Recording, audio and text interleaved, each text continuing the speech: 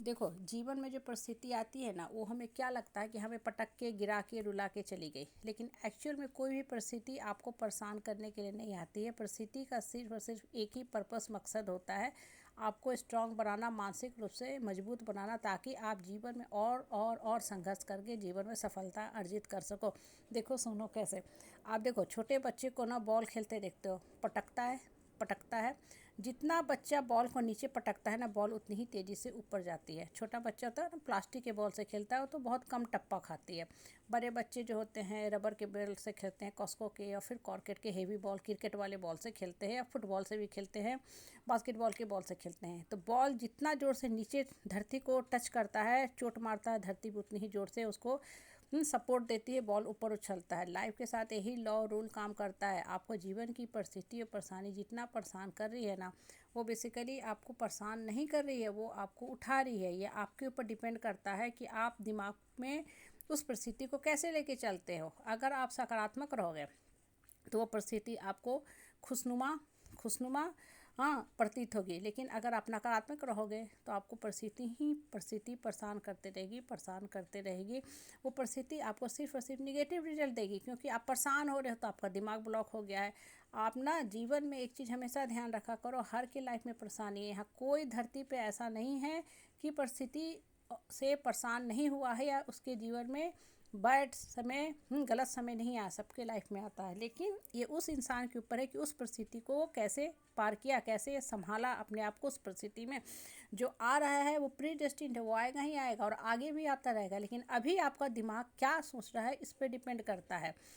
आप उस परिस्थिति को कैसे हैंडल कर रहे हो। मान लो कोई आया आपको अपशब्द बोल के, गाली गलौज झगड़ा लड़ाई सब करके चला गया, वो कहीं ना कहीं पास था। अब आपको कैसे हैंडल करना है ये आपको सोचना है। 2 उपाय 3 उपाय ऑप्शन हो सकते हैं।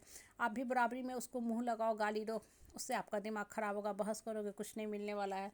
दूसरा उपाय है कि आप कुछ लीगल एक्शन ले सकते हो, उसमें समय की बर्बादी है। तीसरा उपाय है उस इंसान को जाने दो, इग्नोर कर दो, अपने रास्ता पे आप चल लो, आपको जिस काम में लगना है संलग्न हो जाए।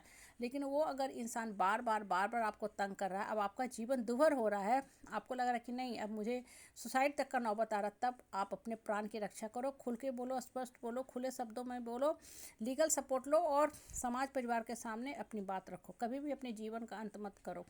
लाइफ की जो सबसे बड़ी समस्या क्या है ना, समस्या नहीं है, हम समस्या का हल निकालना नहीं जानते हैं, ये समस्या होती है।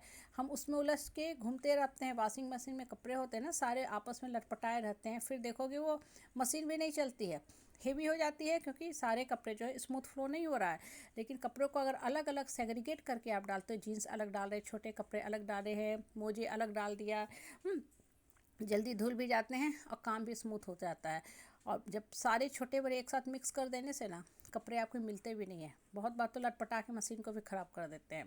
कहने का मतलब क्या है ना, कि जीवन की समस्या आ रही है, उससे परेशान मत हो, समस्या का हल निकालो। हर समस्या आपके साथ आती है, हल के साथ आती है, लेकिन आप चूँकि समस्या में इतना ग्रसित हो जाते हो, और कभी कभी लोगों को एडिक्शन भी हो जाता है अपनी समस्या को बढ़ा चढ़ा के बोलने का। अरे क्या बताएं, अरे क्या बताएं, अरे क्या बताएं, क्यों समय बर्बाद कर रहे हो। आप समस्या का हल खोजो कि इस समस्या में हम कैसे निकल सकते हैं, वो इम्पॉर्टेंट है। ना कि समस्या का गुण गाना, गीत गाना, गुणगान करना, वो सिर्फ और सिर्फ समय की बर्बादी है। लोग आपका समस्या का हल नहीं निकालने वाले हैं। कुछ लोग होंगे जो अच्छे नसीहत देंगे, बाद में वो भी साइड कर देंगे कि ये इंसान को समस्या से नहीं निकलना है, ये इंसान बस समस्या के नाम पे सिंपैथी लेना चाह रहा है। पहली बात, सिंपैथी का जो चीज़ है ना, वो चीज़ छोड़ दो, ठीक है। अपने आप को बेचारा, लाचार, असहाय मत बनाओ। सबके जीवन में समस्या आती है। आप ये सोचो कि मेरे पास इस समय क्या क्या हल है, हम क्या कुछ कर सकते हैं बढ़ने का, बढ़ जाओ। और एक चीज़ हमेशा ध्यान रखो, कभी भी दूसरे का कॉपी मत करो। हर इंसान का कर्म किस्मत अलग होता है, उसको जो मिल रहा है उसके कर्म किस्मत से मिल रहा है, आपको जो मिल रहा है आपके कर्म और किस्मत से मिल रहा है। अभी उसके समय स्टार अच्छे हैं, आपके समय बुरे चल रहे हैं, वीक स्टार है, दुर्बल हैं। आप इसको एक्सेप्ट करो, आपके समय भी बदलेंगे, आपके समय भी अच्छे आएंगे।